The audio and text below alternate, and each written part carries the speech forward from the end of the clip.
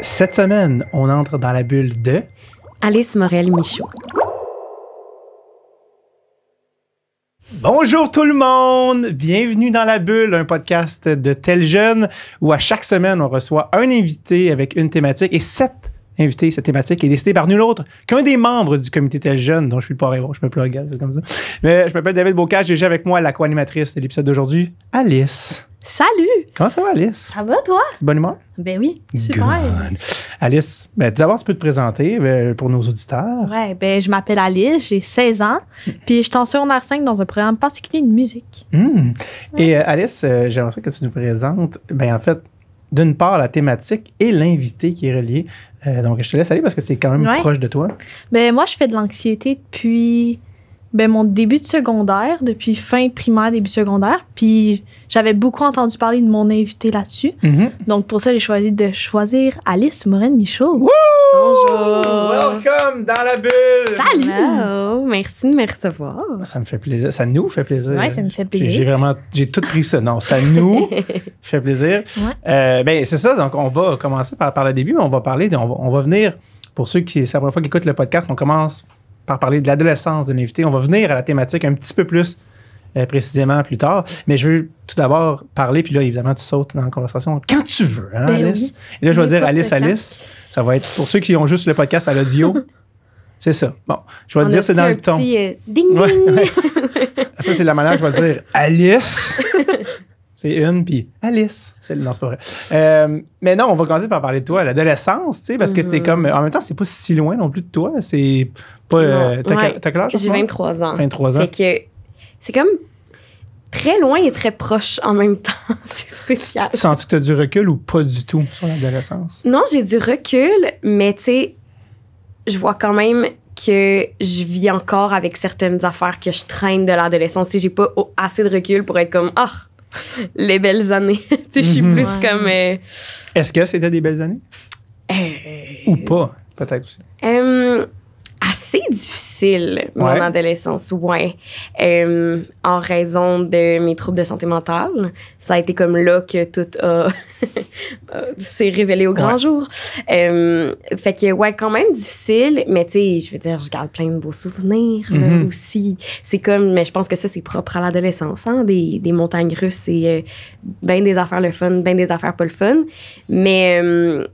tu sais, je peux pas dire que le secondaire, c'était comme la plus belle période de ma vie. Là. Et ça, ils disent ça dans les films, mais pour les gens qui nous écoutent, c'est faux. C'est complètement faux. C'est très difficile. Mais je viens de le vivre. Je confirme. Ouais, c'est ça. Toi, t'es dedans en ce moment. Dedans. Exactement. Ouais. Puis là, t'as même pas eu ton bal, là. Non. Je sais même pas si je vais en avoir un. On sait pas encore. Et ça, c'est sans parler de l'après-bal. Ah ouais, non, c'est pas, j'allais dire baisse tes attentes. Oui. Mais là, si t'en as pas, je peux pas en avoir. Un ginger ale va faire l'affaire. Rendu là. Mais oui, mais absolument. Puis à 23 ans aussi, t'es encore en train de comme digérer des choses qui Exact. Puis je suis sûr qu'on demanderait à quelqu'un de 49 puis à quelqu'un de 72 puis il serait comme... Je viens encore avec des affaires de... non, dis-moi pas ça. Non, mais dans le sens de... Oh non! Non, mais pas nécessairement négativement. Dans le sens positivement, dans le sens que des choses vont être apprises. Oui, c'est ça. On est dans l'espoir quand même ici. Ben oui. Mais comme quel type d'ado t'étais? Ben, j'ai toujours été très, très sage. Tu sais, comme la petite maman du groupe. Ah ouais? Oui. Très, très sage. Je veux pas briser les règles. Tu sais, je suis jamais sortie dans un bar avant mes 18 ans. C'est pas vrai. C'est vrai. Moi, j'y crois pas. J'avais pas de fausse carte, je vous jure. T'es-tu l'aînée ou la plus jeune? Non, plus jeune. Ah ouais, t'es la plus jeune? Oui, ma sœur était plus wild que moi. Mais j'ai appris certains de ces trucs. Genre? Tu sais, pour comme inviter du monde à la maison, comme pour que nos parents soient pas fâchés contre nous, tu sais, des affaires comme ça. Ouais. Mais elle était vraiment plus wild que moi. Moi, j'ai été, c'est ça, hyper sage. Fait que j'étais tout le temps comme la petite sage du groupe. Puis j'étais pas dans un groupe d'amis qui étaient sages. OK. Ce qui faisait que des fois, je me ramassais toute seule quand mes amis décidaient de briser les règles. Moi, ça me faisait vraiment peur. Fait que toi, tu prenais une tisane pendant que les autres pétaient des vitres, c'est quoi? Oui, un petit peu. C'est pas que j'ai pas vécu mon adolescence. Ouais. J'en ai fait quand même là, des petites niaiseries, mais ça me faisait peur. Là. Genre, ça me stressait beaucoup. Là, d'où le sujet du jour, l'anxiété. Mais en rétrospective, t'es-tu comme, il y a les affaires, je les aurais faites, c'était pas si pire, ou t'es comme, non, je suis contente de pas les avoir fait? Ben, je suis encore un peu de même. Tu sais, je suis encore un peu, genre, j'aime bien suivre les règles, j'aime pas ça, tu sais, me mettre dans des situations bizarres. Fait que c'est tellement moi, tu sais, je peux pas tant comme regretter. T'étais complètement toi-même. Oui, puis ça, je suis quand même contente, je suis quand même fière de ça, que j'étais vraiment pas quelqu'un qui allait succomber à la pression des pères. Ouais. Tu sais, j'ai jamais fumé, tu sais, je faisais pas de drogue, tu sais, j'étais comme... Là-dessus, là, j'ai genre... Je suis contente que comme je tenais mon bout. Alors, tu t'es respectée. Je me suis vraiment respectée, fait que c'est possible. Ben oui. Est-ce que tu as la même gang d'amis depuis le secondaire? Parce que, tu sais, ça change des fois ça change pas. Ouais, ben, c'est sûr que, tu sais, on s'est comme un peu tout dispersé avec nos études après, mais on se parle encore, on se voit encore. C'est comme ma gang de mes vieilles amies. Ben, pas mes vieilles, genre, qui sont plus dans ma vie, mais comme... de longue date, tu sais, comme qu'on va se voir genre une couple de fois par année, on va se faire un souper, puis c'est bien le fun. Puis on garde contact, ouais. OK, cool. Ouais. Chaque adolescence est différente, là, tu sais, de nous trois, de tout le monde. Oui. Toi, tu avais une particularité, c'est que tu étais dans l'œil du public depuis que tu es assez jeune. Depuis que j'ai 5 ans. Ah, mon God. 5 ans. Oui. Donc, oui, dans l'adolescence, j'étais... connue, si on veut. Genre, comment ça se passait de ce côté-là? Ben, ça s'est bien passé. Tu sais, j'ai pas vécu genre d'intimidation avec ça. Tu sais, je me faisais souvent poser la question, là, est-ce que les jeunes t'écœurent? Non, les gens vraiment, là, c'était pas important pour eux que je sois à la télé. Tant mieux, tu sais. Ouais. Fait que, non, ça passait dans le beurre, là. Tu sais, je dirais que ma première journée de secondaire 1, mettons, là, les gens étaient comme, oh, t'es dans le kaboom. Puis après ça, tout le monde en est revenu. Elle. Non, c'est ça. Fait qu'après ça, non, tout s'est très bien passé. Fait que ça, non, je suis assez chanceuse là-dessus, je suis contente. Quand t'es arrivée au secondaire, est-ce que tu connaissais beaucoup de gens de ton secondaire ou pas tant que ça? Tu sais, t'es pas vraiment... J'avais quelques amis avec moi là, du primaire. On est comme tout allés au secondaire ensemble. Mais j'allais vraiment dans une petite école. Fait que ça n'a pas été difficile de rapidement connaître tout le monde. On a été 50, je pense, à graduer de mon année. 50? Ouais, mini-école. C'est parce qu'il y a beaucoup de monde qui n'ont pas gradué? Ou c'est parce que... non. Je pense qu'on a commencé notre cohorte, on était 60, 65. OK, non, donc vous êtes juste très intime. Oui, très, très, très petite école. C'est petit, là. Nous, on est 200. Ouais, c'est ça. Ça, c'est plus la norme. Ouais, non, nous, c'était vraiment bizarre. Fait que c'est pour ça que, mettons, le bal, c'était vraiment bizarre. Parce que t'es 50. T'es genre... Toutes les gens que tu vois d'habitude, jusque-là, t'es en robe. Mais j'avais vraiment l'impression d'être dans ma cafétéria. Genre, partout où je regardais, j'étais comme, ouais, c'est ça. C'est comme ma classe de maths. Ouais. Il n'y a pas de gars que tu connaissais pas ou de filles que tu connaissais pas dans ton année. Là, non, tu sais, secondaire 1, mettons que tu décides là, qu'il n'y a pas de gars qui te fait triper, là. Bon 5 ans, ça va être ça. Oups. Il va falloir que tu ailles chercher en dehors de ton école. C'est très familial. Oui. Comme ambiance. Pour le meilleur et pour le pire. Ouais, c'est ça. Puis, c'est ça, au niveau de ta notoriété, est-ce que, tu sais, quand tu sortais de l'école, comment tu gérais? Est-ce que c'était un stress ou c'était-tu, tu sais, est-ce que tu trouves que ça a changé quelque chose à ton adolescence? Est-ce que tu t'es souvent dit, là, si j'étais pas dans entre guillemets, connu, j'aurais pas à vivre ça? Ou au contraire, il y a des avantages aussi, peut-être qui viennent avec ça, t'es comme, cool. Ouais, ben je pense que certainement... Le fait que j'étais très sage, ça avait peut-être rapport avec ça parce qu'à cette époque-là, j'étais comme dans des émissions jeunesse. Ouais. Fait que je savais que j'avais comme une certaine pression de, OK, tu sais, être comme, ben pas un modèle, mais en fait, j'étais vraiment stressée des parents. Ouais. Genre, je voulais pas croiser des parents comme saoul morte dans un buisson, là, tu comprends-tu? Ouais. Ça me stressait bien gros. Fait que ça, je pense que ça a aidé au fait que j'étais très sage. Sinon, c'est sûr que le fait que je tournais, je devais m'absenter de l'école des fois pendant comme des grosses périodes. Ça, c'est comme tough quand t'es au secondaire parce que, tu sais, les liens se créent beaucoup dans... de jour en jour, genre, tu sais, tes amis, là, c'est parce que tu les vois tous les jours. Oui, tu te vois à l'extérieur de l'école, mais je veux dire, les jokes, puis tout ça, ça se fait sur l'heure du midi, puis ça se fait comme dans ton cours de maths, justement. Fait que le fait que des fois, je devais manquer des grandes périodes, ça faisait des fois que je revenais, puis j'étais comme, OK, j'ai l'impression que j'avais vraiment manqué comme des chunks. Puis aussi, ce qui a été particulier, c'est que, en fait, j'ai fait mon secondaire 4 et mon secondaire 5 à la maison. Ah, ben là, carrément. Oui, carrément. Mais j'étais comme encore rattachée à mon école. C'était bien bizarre. J'étais comme rattachée à mon école. C'est juste que j'y allais pas. Je faisais juste mes examens, dans le fond, à l'école. Mais tout le long, sinon, j'avais un prof privé comme à la maison parce que je tournais trop. Fait que ça aussi, c'était bizarre parce que j'étais comme... Tu sais ça, j'ai comme pas tant vécu mon secondaire 4-5. Un peu là, tu sais, comme j'étais allée au bal. Je suis dans l'album des finissants, là, OK? Tout va bien. Mais genre, ça aussi, c'était comme super weird que genre, mettons... Tu sais, si je voulais comme voir mes amis après l'école, ben il fallait que j'espère qu'ils me textent si eux, ils allaient chiller dans le parc après l'école parce que je pouvais pas juste comme rester avec eux autres. Ouais. Fait que ça, c'était bizarre. J'ai un peu l'impression de pas tant avoir vécu mes 2 dernières années de secondaire. Fait que, ouais. C'était-tu positif ou négatif? Étais-tu contente de faire le tournage, mais en même temps, tu sentais que tu manquais quelque chose? Ou? Ouais, c'est ça. Non, c'est sûr que je sentais que je manquais quelque chose, mais l'avantage, c'est que dans le fond, pendant ce temps-là, je tournais l'émission Subito Texto. Okay. Fait qu'on était comme toutes des jeunes, pas mal du même âge, puis ça se passe comme dans une école. Fait que c'est comme si c'est ta vie d'école. Un peu, ben, c'est vraiment devenu comme un peu mes camarades de classe. On se voyait tous les jours. On avait un prof là-bas. Fait que au moins, j'étais pas comme entourée d'adultes tout le temps. J'avais comme ma petite gang quand même, mais juste c'était pas ma gang d'école. Fait que t'avais ton école réelle, ton école fictive. Oui, un petit peu bizarre. 2 mondes parallèles. Oui, exactement. Puis en rétrospective, t'es-tu comme, ah oui, mais tu sais, est-ce que tu te dis, ah, mais c'est ça que je voulais faire quand même du jeu, fait que je le referais, ou tu te dis, ah, je ferais ça différemment? C'est sûr que je le referais parce que, je veux dire, je suis vraiment contente d'avoir fait cette émission-là, puis c'était comme, ça a toujours été ça que je voulais faire. Mais c'est ça, quand on parle que des fois, il faut faire comme des gros sacrifices pour réaliser nos passions, nos rêves, ben ça, c'est vraiment un bon exemple parce que j'ai quand même un peu mis une croix sur mes 2 dernières années de secondaire qui sont quand même importantes. Là. Charnière. Tout le monde a hâte là, à comme enfin être en secondaire 5. Ouais. Puis là, moi, je l'étais, mais dans mon salon. Ouais, dans une genre de bulle un peu. Là. Ouais, c'est ça. Puis tu as parlé quand, justement, vu que c'était des émissions jeunesse, puis c'est très clean, est-ce que par rapport à la perception des parents, puis tout ça, est-ce que des enfants qui regardaient ça, est-ce que tu mettais une pression de comme, faut vraiment que je fasse attention à... Est-ce qu'il y avait quelque chose de... est-ce que tu trouvais ça lourd comme cette pression-là ou que tu te mettais ou comment tu gérais ça? Est-ce que c'était... Pas trop lourd.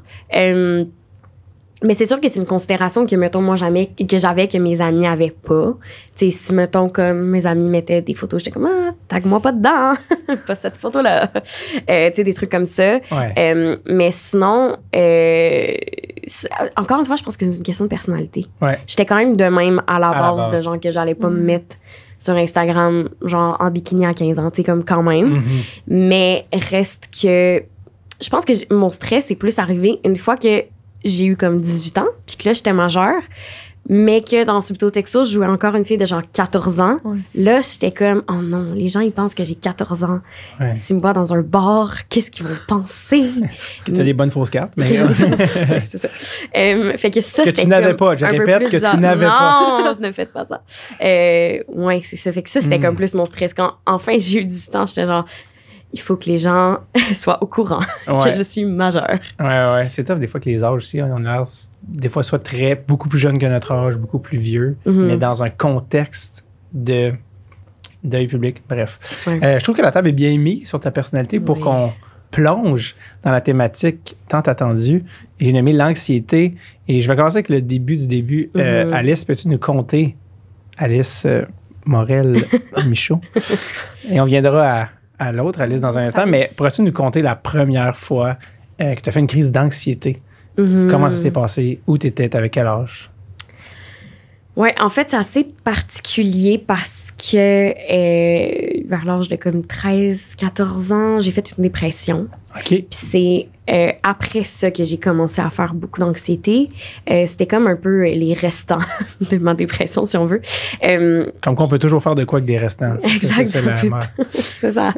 C'est ça. Puis j'étais comme dans une relation d'amitié très, très, très genre toxique, là, de comme violence psychologique un peu. Donc, je m'étais comme distancée de cette personne-là. Puis, ma première crise d'anxiété, en fait, c'est que je suis sortie du métro, puis je l'ai vue, cette personne-là. Puis là, je me suis comme cachée derrière un arbre. Non. Ouais, vraiment comme dans un film. Oui. Non. Oui. Puis là, j'étais comme, c'est normal, je suis super stressée. Puis là, j'étais comme, voyons, je peux donc bien plus respirer. Fait que c'est ça. Ça, c'était ma première crise d'anxiété. Puis là, j'ai réussi à me ressaisir assez pour rentrer chez moi de manière sécuritaire. Et puis après ça, ben c'est comme devenu quelque chose de plus récurrent. Mais moi, mon trouble anxieux, c'est vraiment plus développé au cégep. Fait que tu sais, ça a commencé au secondaire, mais c'est comme devenu, je dirais, plus incontrôlable, si on veut, là, au cégep. Fait que c'est comme à ce moment-là que là, je suis allée chercher de l'aide professionnelle. OK, bien, je veux juste pas... parce que tu as commencé en parlant de ta dépression, tu sais. Oui. Parce que tantôt, je sais que tu avais fait allusion à tes troubles de santé mentale, mais je pensais que c'était peut-être juste l'anxiété, mais non, ça a commencé avant ça. Ouais. Fait que la dépression, tu avais quel âge? Comme 13-14, ouais. Okay. Ça a duré environ un an et demi. Puis c'est ça, je pense que depuis, c'est quand même... Tu sais, c'est dans le sens que j'ai pas refait de comme grosse dépression comme j'ai fait à l'adolescence, mais c'est quand même... Tu sais, je sais que je suis quelqu'un qui a tendance à avoir des épisodes dépressifs. Fait que maintenant, je sais vraiment mieux comment vivre avec puis comment le gérer. Mais à ce moment-là, c'est ça, c'était comme nouveau, là. C'était comme... à 13 ans, 14 ans, c'est quand même rare que tu sais c'est quoi une dépression, puis comment ça s'est manifesté dans ton cas? Je me suis beaucoup isolée.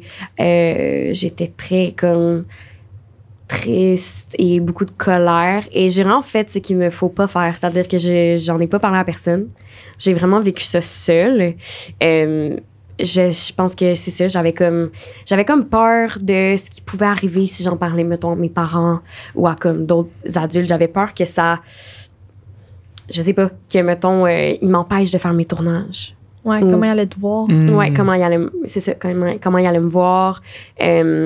Évidemment, je voulais pas comment parler au monde à l'école. Ça me stressait beaucoup. Fait que je l'ai comme vraiment vécu seule. Puis je pense que c'est pour ça que ça a duré comme autant longtemps. Je pense vraiment que si j'en avais parlé puis que j'étais allée chercher de l'aide plus tôt, c'est ça aurait été plus court. Mais c'est ça, après comme un an et demi, finalement, là, j'en ai parlé à mes parents, puis là, je suis allée consulter une psychologue, puis en quelques mois, là, ça s'est comme réglé. Fait que si tu fais parler à Alice, 13-14 ans, tu lui dirais... Oui, vas-y, là. Oui. Toi, t'en as parlé, j'imagine, à tes parents en premier? Ouais, à mes parents en premier. Puis c'était comme... c'est vraiment comme... Je me suis assise avec eux, puis j'étais comme... Faut que je parle. C'était vraiment comme une grosse discussion, un grand monologue, en fait. Puis mais mes parents ont été super compréhensifs. Puis je pense que, tu sais, ils se sentaient comme mal de pas être intervenus, mais en même temps, tu sais, je leur ai dit plein de fois, j'étais comme, j'étais vraiment bonne pour vous le cacher, là. Je suis comédienne. Oui, mais c'est aussi que, je veux dire, je voulais tellement... J'étais pas juste comme, je veux pas trop en parler. Je voulais vraiment le cacher. Fait que je prenais comme plusieurs moyens pour m'inventer des excuses. Puis, c'est ça. J'avais comme bien des affaires que quelqu'un aurait pu m'aider. Puis ça aurait pu être très facile de m'aider. Mettons, je faisais beaucoup d'insomnie. Puis ça, je le disais pas à mes parents. Puis après, ils étaient comme, voyons, t'es tombé tout le temps fatigué. Puis là, j'inventais des excuses. Alors que comme j'aurais vraiment pu leur dire que je faisais de l'insomnie. Puis j'aurais pu recevoir de l'aide comme à la place de faire de l'insomnie pendant 1 an. Ce qui est vraiment pas agréable. Ouais, surtout en pleine croissance. Oui. Genre. Exact. Puis, mais tu savais-tu à ce moment-là que tu faisais une dépression? Non. Ou t'étais-tu comme, je vais juste pas bien, mais je sais pas pourquoi? Ou t'étais comme, je pense que je fais une dépression? Après plusieurs mois, là, j'étais comme... J'ai fait des tests en ligne. Classique. Bon, c'est vraiment pas comme se faire diagnostiquer par un professionnel de la santé, on s'entend. Mais c'était comme super... Tu sais, mettons, je lisais les symptômes, puis c'était comme super clair. Puis surtout, avec la durée de temps... Tu voyais. Je voyais là, que c'était pas juste comme quelques semaines où je vais pas bien. Là, c'était comme des mois et des mois, puis ça finissait plus. C'est ça. Fait que c'était comme très clair dans ma tête. Mais justement, on dirait que j'avais aussi un peu un syndrome de l'imposteur vu que je m'étais pas faite comme diagnostiquée par un professionnel de la santé à ce moment-là. Plus tard, oui, quand je suis allée consulter, mais à ce moment-là, fait que là, je trouvais ça comme bizarre de dire à des gens « Ah, je fais une dépression. » Ouais. Alors que comme... T'es pas diagnostiqué. Je suis pas diagnostiquée, tu sais. Puis donc, très rapidement, il y a un psychologue qui est rentré dans ta vie. Exact. C'était quoi ton rapport par rapport à ça, le mot psychothérapie, c'était pas le bon mot, parce que c'est un mot, mais d'aller voir un psychologue, comment tu trouvais ça à 13-14 ans? Est-ce que tu étais contente? Est-ce que tu étais stressée? Est-ce que tu étais... Ben, tu sais, je pense qu'au début, quand tu commences à consulter, c'est jamais facile parce que c'est vraiment comme, t'as un bobo, là, puis là, tu le grattes. Puis pendant un bout, tu le grattes. Un moment donné, genre, tu vas mettre un plaster dessus, mais comme, avant ça, il faut que tu le grattes pour que ça guérisse. Faut nettoyer la plaie. Fait que ça, c'est pas le fun. Ouais. C'est le fun après un bout, parce que tu fais du progrès. Puis ça vaut la peine. Ça vaut vraiment la peine. Là, je veux dire, en ce moment, mettons, ça fait 4 ans que je suis suivie par la même psychologue pour mon anxiété. Puis je veux dire, je suis tellement contente, c'est la meilleure décision de ma vie. Mais comme, c'est ça, c'est sûr qu'au début, c'est pas le fun.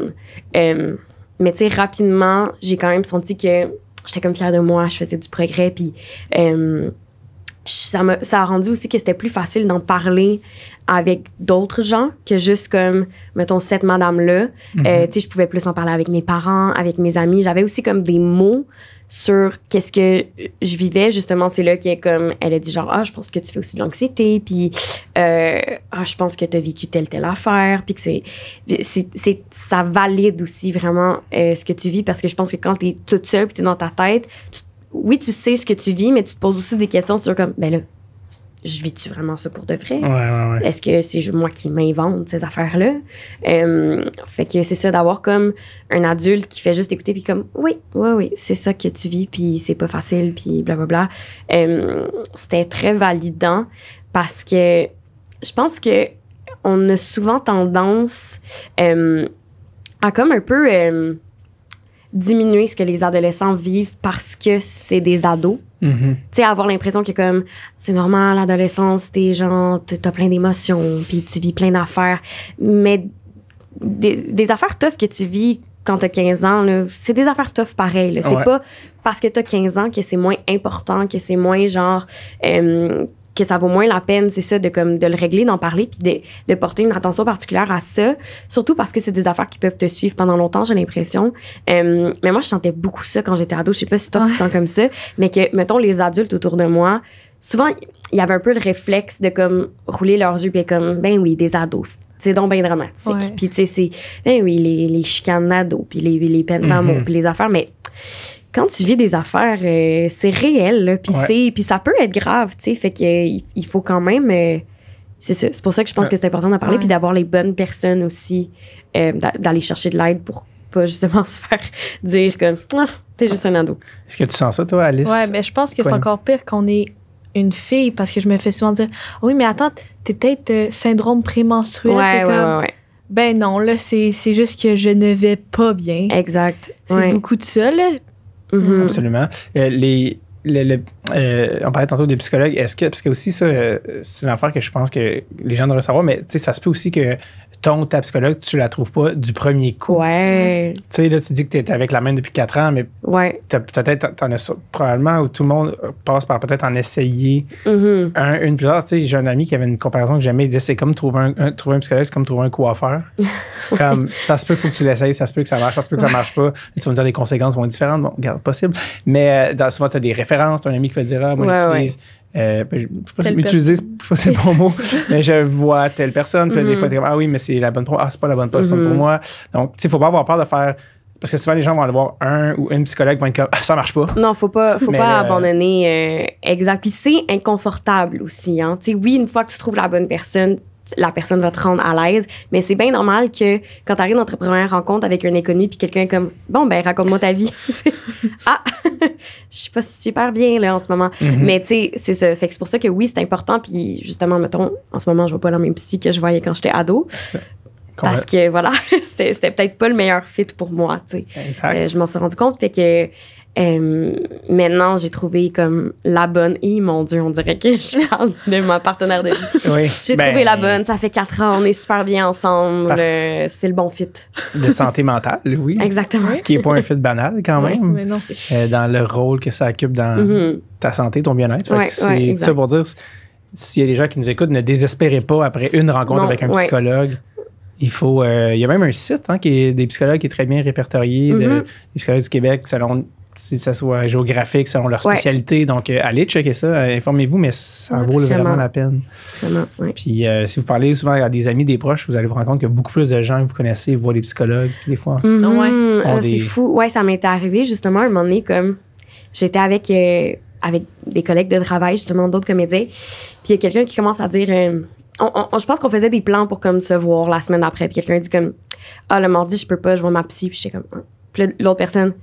Ah, toi aussi, c'est le mardi. Moi aussi, le mardi, je vois ma psy. Puis, oh my God. Puis on s'est rendu compte que je pense qu'on était 5 autour de la table. On voyait toutes des psys. Puis on le savait toutes pas qu'on voyait des psys. Puis on était genre, ben voyons donc.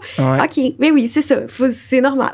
Ben, je pense qu'aussi dans notre milieu, en guillemets, c'est-à-dire les artistes, je pense que les gens sont assez ouverts là-dessus. Tu sais. Oui. Puis ça, mais peut-être que je pense souvent dans des domaines, oh mon Dieu, que les gens parleraient pas de ça au dîner, là, tu sais, j'ai l'impression. Mais c'est fou de voir à quel point tout le monde avec des affaires. Mais chez les ados, ça se dit pas, là. Non. Moi, j'ai appris... Cet été, j'ai remarqué du monde autour de moi aller voir une psy, là.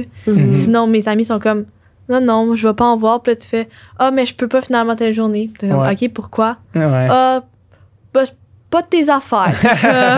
C'est correct, je vais te laisser, mais c'est beaucoup tabou. Moi, je me souviens, mon ami du secondaire, comme si je n'avais juste un, mais un de mes amis du secondaire faisait des crises de panique quand on était au secondaire. Puis je me souviens être ado, puis être comme tellement pas. Tu sais, on en parlait beaucoup moins aussi à l'époque. Là, j'allais dans les années 30, moi. Puis, non, mais des années, milieu des années 2000, tu sais, puis fin des années 2000, puis j'étais comme. Il faisait des crises de panique. Je me souviens tellement être sans ressources, tu sais, comme ton ami, il est pas bien, puis t'es comme, qu'est-ce qui se passe? Il est bien stressé. Il y a des, mais tu sais pas quoi faire en tant qu'ami. Puis à ce moment-là, je me souviens, tu sais, comme, justement, comme quand il commençait à voir un psychologue, mais comme, tu veux pas parler de ça, tu sais, surtout pas dans une école de gars, tu sais, puis ces affaires-là. Donc, en tout cas, aujourd'hui, je suis comme, oh mon Dieu, tu sais, on n'avait pas les outils, là, tu sais, pour gérer ça. Mais bref, je veux, Alice, co-animatrice, que si tu as des questions aussi pour Alice, parce qu'on a beaucoup parlé. Mais on va y aller. Ben oui, absolument. Oui. C'est quand, tu sais, sur les réseaux sociaux, tu as sorti un post il y a une couple d'années en disant moi, j'en fais de l'anxiété, puis tout ça. Puis c'est quoi qui s'est passé pour te dire, OK, moi, aujourd'hui, genre, je le dis ouvertement à tout le monde, puis genre, j'en parle?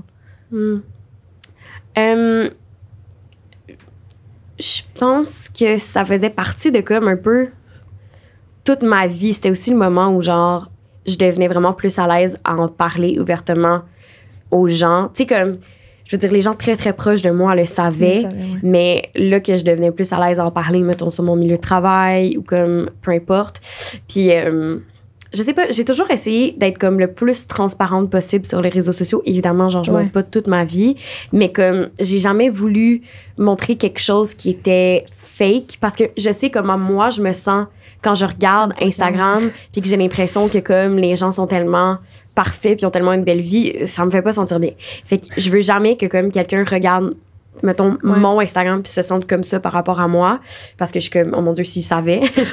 Fait que je pense que pour moi, c'était comme important d'être genre, hey, honnêtement, ça prend tellement de place dans ma vie que si j'en parle pas sur les réseaux sociaux, j'ai l'impression que je cache quelque chose, que je mens, que comme il manque quelque chose à genre ce que vous voyez. Puis, tu sais, oui, je veux dire, c'est bien correct qu'il y ait des affaires qui restent privées, mais ça, j'étais comme, mais ça se peut pas. Ça se peut pas. C'est comme si, je sais pas, c'est comme si je mettais des verres de contact dans toutes mes photos. Tu sais, c'est comme, c'est pas moi si je ne parle pas de mon anxiété. Fait que c'était comme rendu une évidence. Fait que, ouais, je sais pas, je pensais pas que ça allait faire ce que ça a fait. C'est-à-dire que j'ai eu comme vraiment beaucoup de messages, puis de réponses, puis tu sais, depuis ce temps-là, j'en parle vraiment ouvertement. Mais c'est drôle parce qu'en fait, ce que j'ai comme pas prévu, tu sais, je me disais, oui, OK, je vais m'en faire parler sur les réseaux sociaux. J'ai pas prévu que j'allais m'en faire parler dans la vraie vie. Genre, mettons, que comme à mon prochain party de Noël, ma cousine allait être comme, fait que tu fais de l'anxiété. Puis j'ai comme, comment tu sais ça? Tu sais, dans ma tête, le monde sur Instagram qui me suivait. C'est pas des mondes de ta famille. Pas des gens que je connais. Puis là, j'étais comme, oh mon Dieu, ben oui, c'est ça. Ça fait que tout le monde le sait, hein? Mais non, mais je regrette vraiment pas, là. C'est vraiment correct, mais. Les gens ont Internet, c'est ça l'affaire. Les gens ont Internet. Les gens dans ma famille me suivent sur Instagram. C'est super bizarre. C'était à quel moment, tu sais, on parlait, tu sais, début secondaire, c'est à quel moment que tu as eu vraiment ton diagnostic de trouble d'anxiété généralisée? C'est plus tard, là, c'est au cégep, ouais, quand j'ai commencé à consulter. Fait que vers comme peut-être 18-19 ans. Comment tu qualifierais comme l'évolution de ton anxiété au secondaire? Puis pourquoi au cégep, c'est devenu un peu comme invivable? Parce que j'en ai pas pris soin avant. C'est ça l'affaire, tu sais. Parce que, je veux dire, j'ai commencé à faire de l'anxiété au secondaire. Puis, je sais pas, je pense par ego, je me disais comme, ben là, je suis capable de gérer ça par moi-même. Ouais, je suis forte. Je suis forte. Tout le monde dans la vie est stressé. T'sais. Fait que j'étais comme, voyons, pourquoi?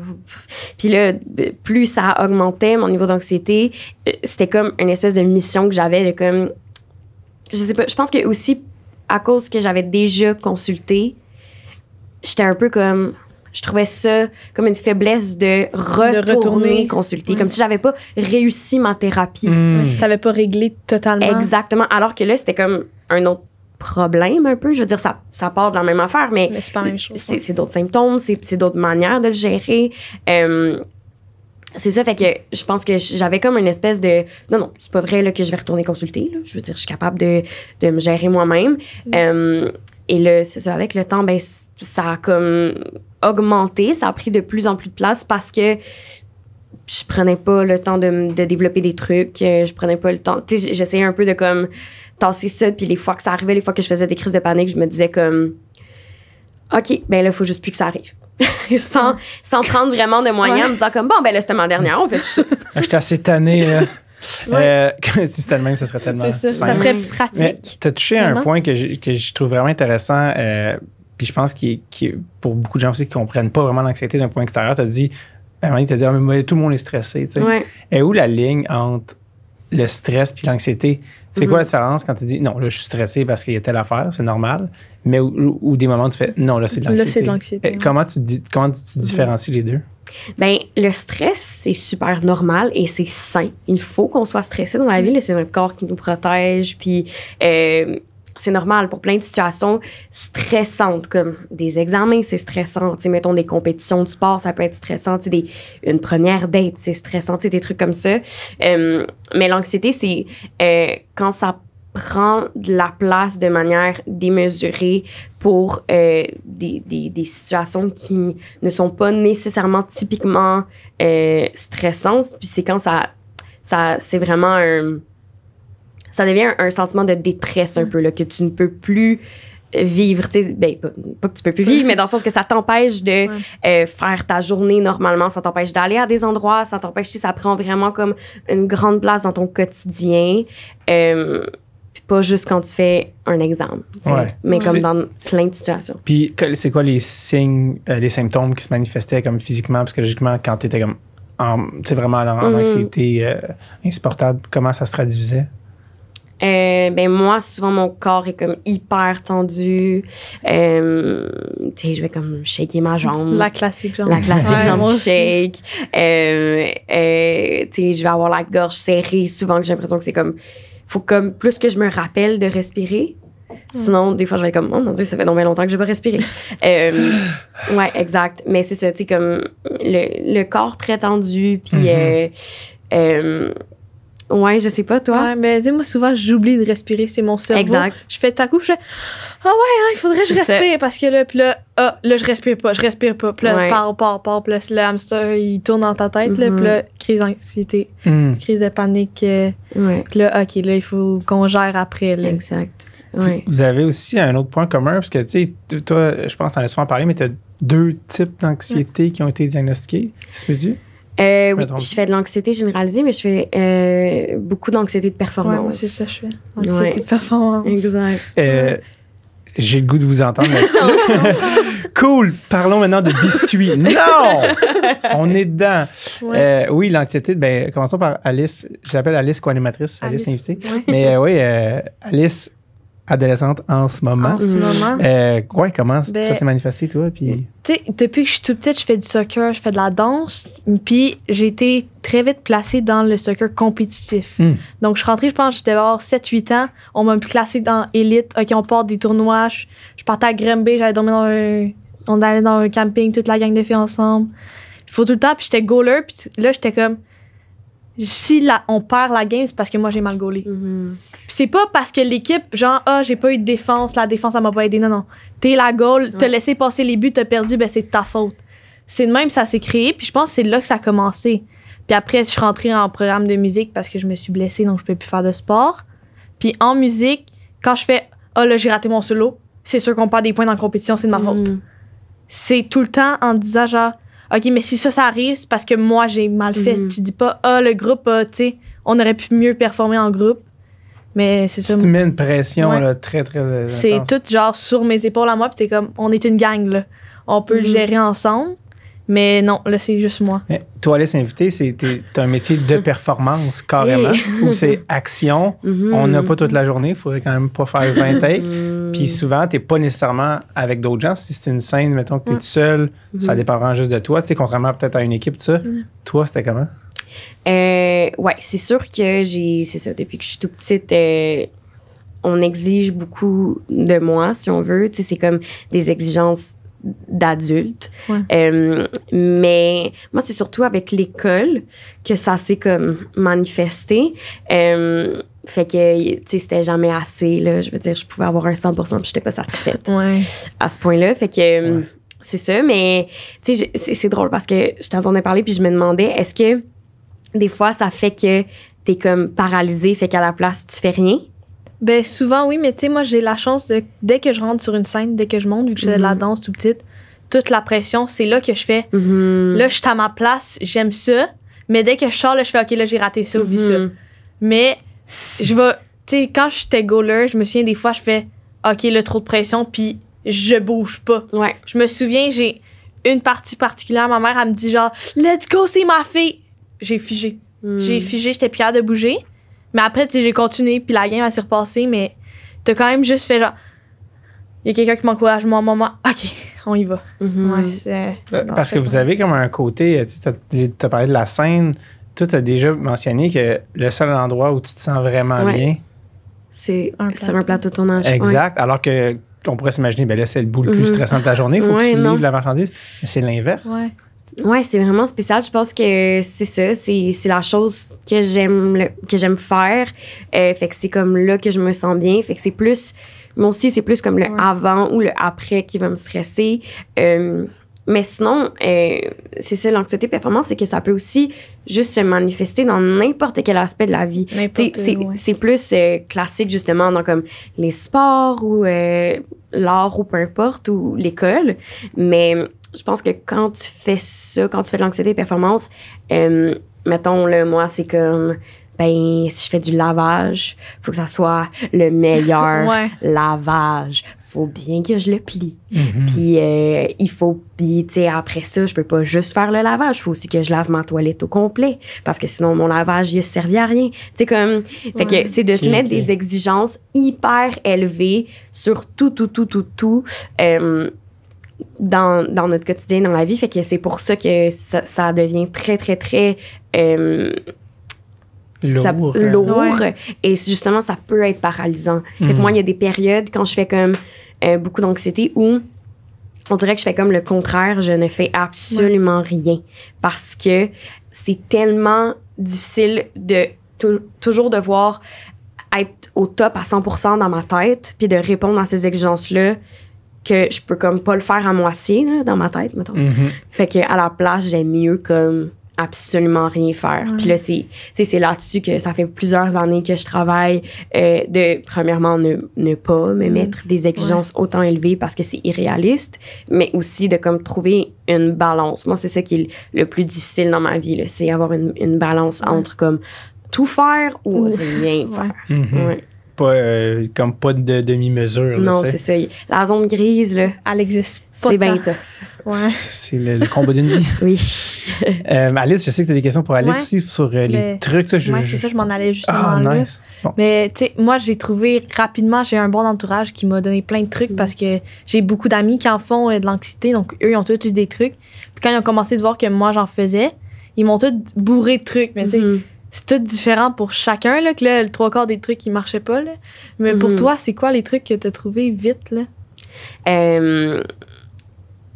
Mon Dieu, prendre des marches, Mais c'est ça, je parle quand je suis vraiment dans un moment comme de panique, là. Fait comme respirer, prendre les marches de manière immédiate, là, pour se calmer. Mais sinon, tu sais, plus au long terme,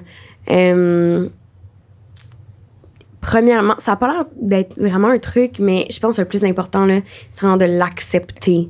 Puis de se dire que t'es pas toujours obligé de te battre contre ta tête. Tu peux juste aussi vivre avec ça. C'est vraiment possible de comme avoir une carrière, avoir des amis, avoir un chum, avoir comme une vie et aussi faire de l'anxiété. Fait que t'es pas tout le temps obligé de comme te battre puis essayer de pas être anxieuse. Accepter, genre se dire aujourd'hui, je suis anxieuse. OK, fait que peut-être que ça veut dire que je vais faire certaines affaires de manière différente. Peut-être que ça veut dire que ma journée va être un peu plus difficile, mais je vais quand même la faire, ma journée, puis ça va quand même être correct. Puis c'est pas la fin du monde. Je suis pas obligée de comme essayer de tout faire pour pas vivre cette anxiété-là. Tu sais, je peux la vivre puis quand même être correct. Fait que ça, je pense que d'apprendre ça puis de me le répéter, c'est comme mon plus grand truc parce que ça fait que c'est ça, parce qu'à un moment donné, oui, c'est épuisant vivre les symptômes de l'anxiété, mais c'est épuisant aussi essayer de combattre ça. Parce que c'est comme si tu te bats contre toi-même puis là, c'est comme, ça devient super intense et invivable dans ta tête, là. Ouais, c'est une bataille qui est comme... Ouais, puis qui peut durer toute une vie, là. Tu sais, moi, j'ai comme accepté que sûrement que je vais faire de l'anxiété toute ma vie, tu sais. C'est comme ça, puis c'est correct. C'est pas négatif. Non, c'est toi. C'est puis toi, c'est l'anxiété, puis quelqu'un d'autre, c'est d'autres choses. Mais je pense la phrase ou l'espèce de clé, c'est tu laisses pas ça te définir, tu sais. Non. T'es d'autres choses. Une personne à part entière autre que l'anxiété, là. Mais je vis avec ça, tu sais, c'est un peu comme... Des fois, j'ai l'impression qu'un peu mon anxiété est comme un peu à côté de moi. Puis des fois, elle prend plus de place, puis je la vois plus. Mais tu sais, c'est comme si c'était quelqu'un qui marchait un peu. Un ombre. Un ombre, un cartoon. À côté de moi, mais ce n'est pas comme 100% ma personne. Là. Non, absolument. Puis ça paraît pas tout le temps non plus, là. Non, exact. Tu sais, moi, si mes amis étaient pas au courant, j'ai tellement le réflexe de le cacher que ils peuvent pas le savoir, là. Dès que je suis anxieuse, ils sont jamais au courant. J'ai des amis vraiment proches qui vont me sentir puis vont m'écrire « Ah, là, t'es-tu correct? » Puis j'ai des amis qui, encore aujourd'hui, genre, j'étais une journée super anxieuse puis ils le voient jamais, là. C'est facile de cacher. C'est quoi, toi, tes trucs quand tu sens l'anxiété monter? Moi, j'écoute de la musique tout le temps. J'ai des playlists pour toutes les moods possibles. Si je suis dans un bon mood, j'ai ma playlist pour genre un road trip. Si genre je suis vraiment down, j'ai une playlist genre plus calme. Puis quand je fais de l'anxiété, la calme a pas le choix. Il faut que je reprends un beat là, parce que ma respiration elle va juste s'accélérer. Puis là, je vais perdre le contrôle de tout mon corps et mon âme. Là. C'est quoi les artistes? C'est qui les artistes qui sont sur ta playlist qui te... Charlotte Cardin me calme. Je sais pas... Phoenix, son nouvel album, là, il me calme incroyablement. Sinon, c'est tous des classiques genre Adele, son nouvel album aussi que j'aime beaucoup. Puis on est dans le temps des fêtes, donc toute la musique de Noël me calme. Pourquoi? C'est un antidépresseur naturel. Aucune idée. Parce que novembre, c'est pas le fun. Là, moi, c'est un mois que j'aime pas. Là. C'est un mois que mon anxiété est très présente. Là. Donc, la musique de Noël fait OK, comme ça s'en vient, là, les vacances. Prends le temps, là, ça arrive bientôt t'es en vacances, bientôt. On arrête. C'est intéressant, tu parlais de novembre, c'est difficile. Puis, est-ce que vous remarquez des certains patterns dans votre anxiété, selon l'année, remarquez-vous des tendances? Ouais, moi, c'est quand même spécial, ça étonne toujours les gens, mais moi, l'été, c'est le moment où comme je suis le plus anxieuse, j'ai le plus tendance à comme être déprimée. L'été, là, c'est un phénomène. C'est comme une espèce de dépression saisonnière inversée. Parce qu'on dirait que je me mets beaucoup de pression à comme c'est l'été, il faut faire des affaires. Oui, dans ce sens-là. Oui. Vite, les terrasses. Oui, vraiment. Puis à un point que ça me rend tellement anxieuse que là, si je suis comme hey, non, je vais passer une journée chez nous, là, je suis stressée parce que non, je manque pas de l'été. Je manque l'été, je profite pas de l'été. Puis tout le monde est comme sur un bateau, en voyage, sur une terrasse. Là, ils en profitent. Ouais, fait que moi, l'été, je trouve ça vraiment difficile. Fait que quand ça commence à être l'automne, tout le monde est comme « Ah, la dépression saisonnière arrive. » Moi, je suis comme « Yes, sir! » Il fait gris! Tu disais, tu parlais de profiter de l'été, tu sais, souvent c'est les parties, tu sais ça, mais toi, ça, on a comme nommé tantôt, mais tu as parlé aussi d'anxiété sociale. Ouais. Comment ça aussi, ça se traduit, l'anxiété? Un beau package deal, c'est ça. Non, mais quand tu parles un 2 pour 1, tu le prends. C'est ça, ouais, anxiété sociale, ben c'est pour moi comment ça se traduit, c'est que c'est vraiment comme un défi entrer en relation avec des humains. Ça me stresse beaucoup, ça me prend comme beaucoup de temps avant de m'habituer à quelqu'un puis être à l'aise avec la personne. Tu sais, contrairement à ce que beaucoup de gens pensent, là, étant donné que je fais comme un métier c'est un peu dans l'œil du public, je suis vraiment pas sociable. Non, vraiment pas. Je suis très, très, très introvertie. Fait que ça fait que souvent, quand j'ai des conversations avec des groupes de gens, moi, c'est ça qui est comme difficile. Tu sais, 1 à 1 ou comme là, mettons, on est 3, là, ça va super bien. Mais mettons, dès qu'on est comme une petite gang, là, je suis tellement dans ma tête que des fois, j'oublie complètement ma soirée au complet parce que je pense pas à ce qui se passe en ce moment. Je pense à comme ce que j'ai dit il y a 2 minutes, puis ce que je vais faire dans 2 minutes. Puis après ça va me suivre comme pendant vraiment longtemps. Fait que c'est comme... Tu sais, je peux pas aller quelque part si je connais personne, vraiment pas. Même si je connais tout le monde, des fois, je vais pas. Tu sais, c'est comme... c'est des grosses affaires pour moi. Tu sais, mettons... Les soirs de première, là. Ah, mon Dieu, que c'est pas facile. De films, de peu importe, là.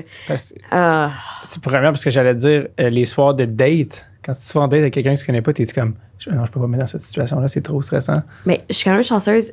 Écoute, ça fait 6 ans que j'étais avec mon chum. Bravo. Ouais. Fait que j'ai pas eu à vivre ça. Une chance.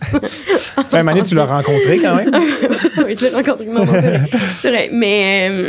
non, parce que c'est ça, moi je dis souvent, si je devenais célibataire, là, devoir aller dans des bars puis comme aller parler aux gens, mon pire cauchemar. Oui. Non, mais juste des affaires comme être au resto puis demander au serveur, genre, sont où les toilettes. Faut que je me parle 5 minutes à l'avance, là. Faut que je prépare ma phrase dans ma tête. Faut que je... Puis là, il passe à côté de moi, je me dis, non, pas tout de suite. OK, la prochaine fois. Là, c'est il arrive, finalement, il est anglophone. T'es comme, repasse dans 5 minutes. Je suis pas prête. C'est un projet. Ouais. Aussi, des choses qui arrivent ou appeler. Ça, je sais pas pourquoi. Tu sais, je suis extravertie, mais appeler, parler au téléphone à quelqu'un, oublie ça. Je suis pas capable. Tu sais, j'ai la chance que, tu sais, je suis encore jeune. Ma mère apprend tous mes rendez-vous, mais là, des fois, comme là, t'as 16 ans, tu devrais appeler, genre, le médecin, tout ça. Je suis comme, ouais, pas obligé. Tu peux y prendre le rendez-vous à ma place. Choisis la date, ça me dérange pas, là. Genre, je veux pas, là. Quand des gens te reconnaissent, viennent te parler, est-ce que ça t'angoisse, des gens du public? Quand même. Puis là, j'ai toujours peur d'avoir l'air bête parce que c'est pas tout le monde là, qui sait que ça me stresse parler aux gens. Mais je pense que ce qui me stresse le plus, c'est quand ils me reconnaissent mais qu'ils viennent pas me parler. Qu'ils font juste genre me checker. Puis parce que là, oh mon Dieu, là, je me sens observée. Puis là, c'est ça, là, je suis comme... Mais là, moi, je peux pas aller les voir. Là, si eux, ils viennent, OK. Mais là, je fais-tu comme si je les ignore? Mais là, je veux pas avoir l'air bête. C'est une gestion. C'est une grosse gestion. Bref, regardez-la pas. Juste pour continuer votre passage. Non, c'est pas vrai. Mais c'est vrai que c'est pire l'entre-deux. On se dirige tranquillement vers le quiz, le questionnaire intelligent avec lequel on finit chacun des épisodes. Je vais juste m'assurer que Alice, co-animatrice, est-ce que tu avais d'autres questions, d'autres trucs qu'on n'avait pas couverts? Ben, je pense que j'irais vers... Tu sais, je m'en vais dire à un ado de 15 ans. Là. Oui, très bonne question. Tu sais, moi, j'en fais de l'anxiété, puis je peux pas donner un conseil, là, parce que ça avait pas tant longtemps. Là. Mais si toi, t'en as un à quelqu'un, tu sais, peut-être plus 12-13 ans qui vient parce qu'il est pas au courant c'est quoi, puis qui sait pas comment vivre avec, mais comment... Genre, un conseil que toi, tu lui donnerais pour qu'il fasse « OK, mais là, je fais de l'anxiété. Qu'il soit au courant, mettons. Ben ouais, je pense évidemment, là, c'est cliché, mais comme d'en parler. Parce que comme on l'a dit, c'est vraiment plus commun qu'on pense. Fait que ça se peut que tu as l'impression que tu es tout seul, mais que tu te rends compte que même dans ton groupe d'amis, t'en as des amis qui font de l'anxiété ou peut-être tes parents même, ils en font, ou peut-être ta soeur, ton frère, peu importe. Fait que tu sais, d'avoir un peu comme des alliés, si on veut, autour de toi, ça peut vraiment aider. Puis je pense que c'est ça, de se rappeler aussi que c'est important de se valider soi-même dans ses émotions, puis dans comment on se sent. Tu sais, si tu te sens pas bien, si tu as l'impression que c'est pas normal à quel point que tu es stressé, puis tu dis non, c'est pas du stress, c'est vraiment de l'anxiété, puis je suis pas bien avec ça, ben premièrement, c'est correct, c'est normal, ça se peut, ça fait pas de toi quelqu'un qui est pas capable d'être fonctionnel dans la société, qui sera pas capable d'avoir une job, qui sera pas capable de finir son secondaire. Tout ça, c'est possible, même en faisant de l'anxiété. Mais comme, si tu te sens comme ça, ben assume-le, tu sais, c'est pas facile, mais assume-le que tu te sens comme ça parce que c'est correct, il y a rien de mal avec ça. Faut pas se cacher, faut pas avoir honte. Au contraire, tu sais, je pense que là, c'est bien, de plus en plus, on en parle. J'ose croire que dans les écoles secondaires, les gens en parlent plus, tranquillement. Fait que, non, c'est ça, c'est plus commun qu'on pense, ouais. Bien dit. Ouais, je suis d'accord. C'est un bon conseil. C'était comme on dirait que c'était la parfaite manière de rapper la portion anxiété et d'aller vers le fun time. Bon, là, le quiz, le questionnaire Ted Jeune, qui a été rédigé par, je rappelle, les membres du comité. Oui, tu veux-tu dire quelque chose? Non, c'était une petite respiration de OK, je suis prête. Ah oui, parce que là, j'avoue qu'anxiété de performance, faut que tu sois vraiment bonne pour le. C'est une blague, évidemment. Non. C'est vraiment. Le but, au contraire, c'est de ne pas réfléchir, c'est du tac au tac. Exactement.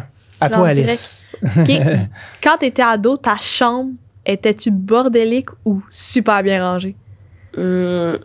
Toujours entre les deux, bordélique, puis là, ma mère me dit qu'il faut que j'arrange, fait que j'arrange, puis après bordélique, puis après j'arrange. Ça changeait aux semaines. Ouais. Je te file. Pas mal ça. Ouais. C'est encore de même. Encore, oui. Je suis encore plus vieux que toi, puis c'est encore de même. Donc, mais ma mère est pas chez nous, par exemple. Mais. C'est ta mère qui t'appelle. C'est parce qu'il faudrait que tu rentres ta chambre. J'aimerais ça, des fois. OK. Et quelle chanson t'écoutais en boucle quand t'étais ado, genre tout le temps dans tes oreilles? C'est sûr, c'était du Justin Bieber. Juste que. Never say never. Faut juste j'en trouve une. C'est mon Baby. Un bon classique. Un classique. Ouais.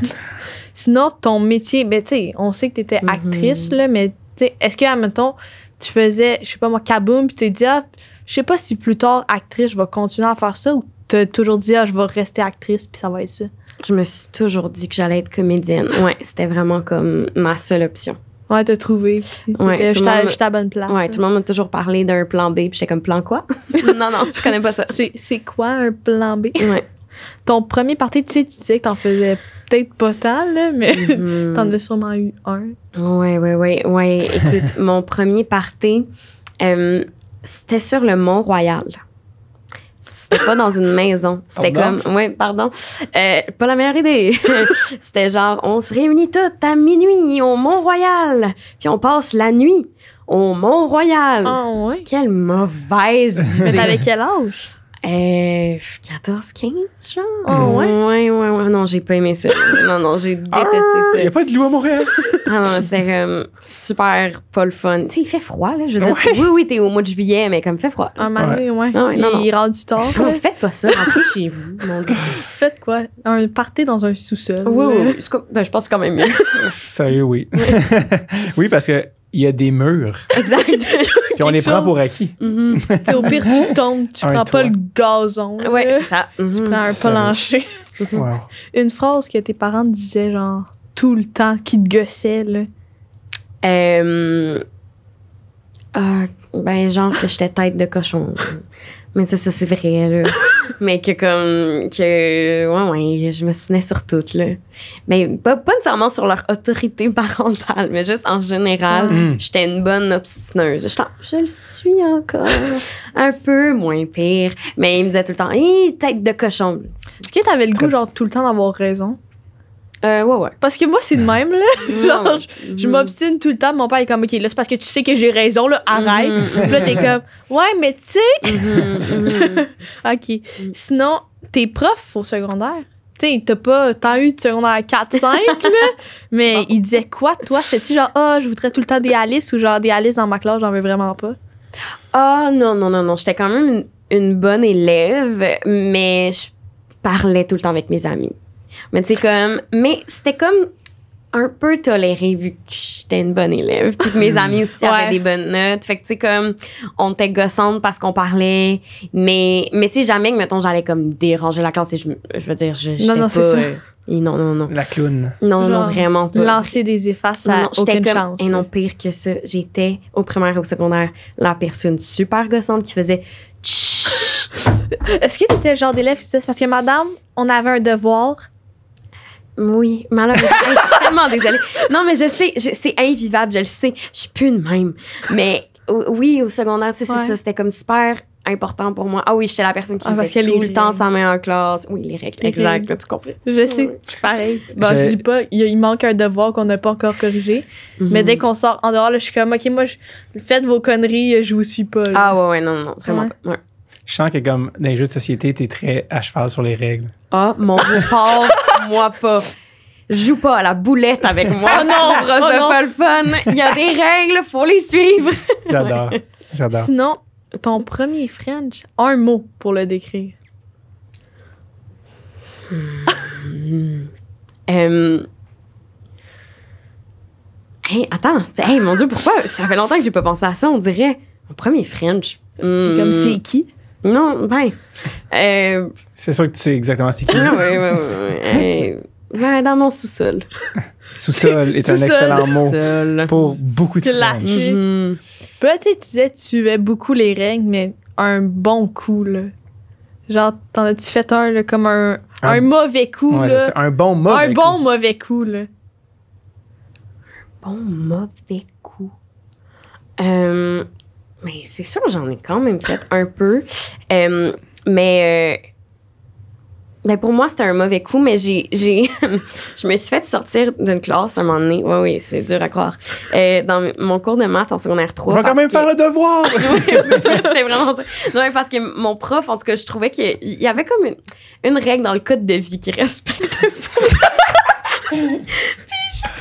Puis j'étais vraiment fâchée, puis j'essayais de lui dire, en tout cas, puis la classe était bien agitée. Puis je me suis levée sur mon bureau en récitant le code. Puis je me suis fait sortir. Puis vraiment, quand je suis arrivée dans le bureau de la directrice, elle a fait... Vraiment? Ah ouais, allez, retourne en classe. C'était comme, regarde, un moment donné. Fait que pour moi, c'était vraiment comme une rébellion, mais encore une fois. Le code de vie. Franchement. J'adore. Une série ou un film que, genre, tu écoutais tout le temps, là, n'importe quand, dès que t'avais le temps, t'écoutais ça? Je sais pas combien de fois j'ai écouté One Tree Hill, les frères Scott. Ouais. Ah oui. Ah ouais, meilleure série. Une décision difficile que tu as prise en tant qu'ado? Faire l'école à la maison. Ouais. Parce que, tu sais, c'était un peu inévitable parce que je tournais tellement, en fait, que mon école m'a vraiment dit comme... C'est parce qu'il va falloir te renvoyer. Tu sais, fait que c'était quand même inévitable. Mais ça a quand même été un moment où j'ai dû faire comme, OK, je fais ça, là, tu sais, je quitte mon école, je renonce à ça. Tu sais, je me souviens quand je me suis assise avec mes amis pour leur annoncer, tu sais, puis c'était pas facile. J'ai quand même beaucoup hésité. Fait que je le regrette pas, mais ça a été comme un moment que j'étais genre... Faut quand même faire une croix sur l'image que j'avais de ça allait être quoi, mon secondaire 4, mon secondaire 5. Mais comment t'as annoncé à tes amis comme, OK, ben là, c'est parce que, genre, je m'excuse, mais je serai plus dans votre classe? Ouais, mes amis comprenaient pas. Ils étaient comme, ben là, pire erreur de ta vie, tu vas tout manquer. Secondaire 4 puis 5, c'est les années les plus cool. Puis j'étais comme, je sais, mais non, c'est ça. En même temps, c'était comme vraiment une évidence pour moi. Puis je voulais tellement faire ce projet-là. Fait que, ouais. Un objet. Tu sais, quand t'es ado, moi, ce temps-ci, c'est beaucoup les téléphones que les ados peuvent pas se séparer. Moi, je pourrais laisser mon téléphone, là. Ça me dérangerait pas, mais avoir des écouteurs, si j'ai... Mon téléphone, c'est pour ma musique, ouais, là. c'est ça. Ouais. Mais toi, ça serait quoi? Un objet que... j'avais comme mon petit journal intime là, que je traînais partout, que je traînais dans mon sac d'école. Fait en classe, souvent, j'écrivais dans mon journal intime. Je faisais comme des petits gribouillis, des trucs comme ça. Puis je pouvais vraiment pas aller nulle part sans ça. Fait que... Le prof a pas respecté le code de vie. Je suis triste. Mais... Je m'apprête à me lever et créer une rébellion. Erreur, je suis seule à l'univers. Non, mais à mon époque, je peux pas croire que je dis ça. À ton époque. Mais pas à mon époque, mais dans le sens que ce qui était quand même particulier, c'est qu'il fallait traîner et notre cellulaire et notre iPod Touch pour notre musique. Fait que je me souviens que c'était tout le temps un stress comme dans mes poches parce que là, il fallait que tu aies les deux. Fait que là, une poche ton cell, une poche le iPod Touch ou genre le MP3 ou peu importe. Puis ça, c'était vraiment comme un gros stress. Un gros stress pour en perdre un des deux. Je veux juste dire que quand j'allais à l'école, j'avais un Discman. Ah ouais, non, mais j'ai eu ça, mais primaire, ouais. Moi, j'avais un MP3 au primaire. Primaire, c'est ça. Parce qu'un Discman, tu l'échappes, le CD brise et c'était les seules 12 chansons que tu avais. Il faut aussi que tu le choisisses, là. Hey, ça aussi, là. C'est ça que tu écoutes aujourd'hui. Ça aussi, c'est un stress, là. Ouais. Puis là, t'as ton album avec tous tes CD dedans. Ouais. Good times. Mais en parlant d'album, ton idole, c'était qui? Taylor Swift. Taylor Swift. C'est encore Taylor Swift. Encore, oui. Tay-Tay. Tay-Tay. Elle a sorti une chanson de 10 minutes cette semaine. Regarde! Tu veux-tu me parler? J'appuie sur les points. On dirait que j'appuie sur les boutons. C'est ça. Fais pas exprès pour me partir 20 minutes. Exactement. C'est quoi le nom de la ça pourrait chanson? être un autre podcast. All Too Well, 10-minute version, Taylor's version. Ouais. Bien important.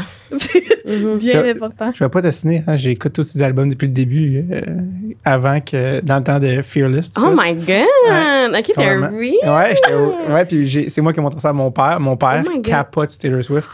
Mon père, quand il y a des gens qui arrivent au chalet, il est comme la tournée de Speak Now, il est sur DVD. C'est vrai? Avez-vous vu ça? Venez vous asseoir dans le salon. Ouais. Attends, il faut que je rencontre une famille de Swifties, c'est malade. Puis là, ça part avec Sparks Fly. Mon père est comme, regardez comment qu'elle joue avec la foule, c'est intéressant.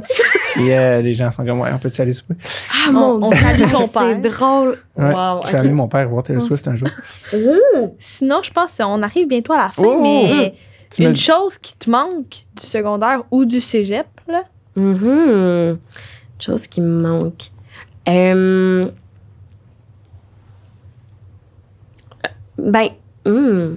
cours d'art drame. Les cours d'art drame. Au secondaire. Moi, j'en ai pas. J'en ai jamais eu. Il n'y avait pas ça à mon école. Ils m'ont annulé ce cours-là. Oh non. Parce qu'il n'y avait pas assez d'élèves.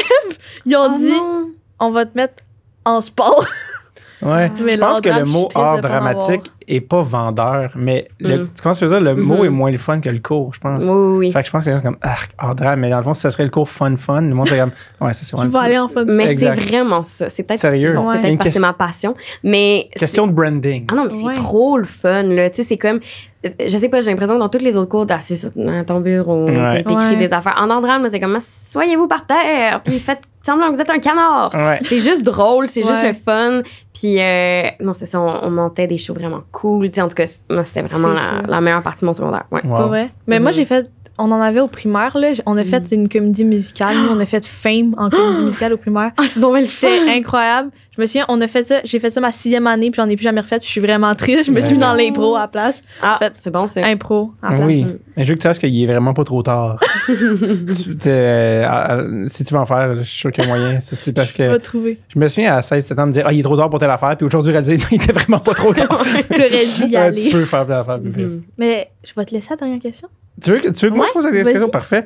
La dernière question, on en a un petit peu parlé, on y a un petit peu touché tantôt, mais là, ça serait plus, je pense, at large. Mais si tu pouvais parler à toi, ado, que lui dirais-tu?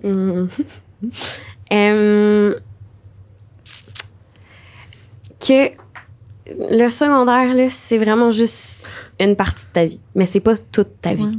Tu sais, j'ai l'impression que des fois, t'es dedans, puis t'as l'impression que comme c'est juste ça finira jamais. Non, il y a autre chose après le secondaire, puis ça se peut que ça soit pas comme pour toi. Tu sais, mettons, moi, quand je suis arrivée au cégep, ça a vraiment été comme une révélation que j'étais comme, OK, ça fit pour moi. Tu sais, le genre de cours, le genre d'ambiance, là, je me sens comme à ma place, tu sais. Fait que, puis si c'est pas ça, après, ça sera autre chose. Puis, mais il y a comme vraiment toute une vie après le secondaire. Mais c'est tellement une bulle. Tu sais, t'es tellement pogné là-dedans, puis t'es tellement trop proche pour comme, un peu comme on disait au début, tu sais, avoir du recul. Mais c'est ça, ça finit un moment donné. Il y a une vie après, puis c'est comme, tu sais, autant que oui, comme je disais, c'est important de valider ses émotions, puis que ce que tu vis, c'est réel, même si t'es ado, mais c'est pas la fin du monde, il y a aussi d'autres choses après. C'est extrêmement bien dit. Puis je veux pas donner de spoiler aux gens de leur vie, mais ceux que le secondaire, c'est leur pic, vieillissent des fois moins bien après. C'est tellement vrai. Le roi et la reine du bal, dans 10 ans, ça vont être beaucoup moins royaux. Donc, c'est pas la fin du monde. Ça continue. Hey, c'était un beau mot de la fin, ça, je trouve. Oh, merci. C'était l'épisode des 2 Alice. Yes! Ah, c'était le fun, Alice, non? Ouais, vraiment. Merci énormément, Alice. Merci tellement à vous autres. Merci. Puis honnêtement, j'allais dire Morel Michaud, j'allais dire j'étais content de ne pas avoir dit Morel une fois l'épisode. Alice, merci. Merci à toi. Merci, David. Cote, Nicole, cote!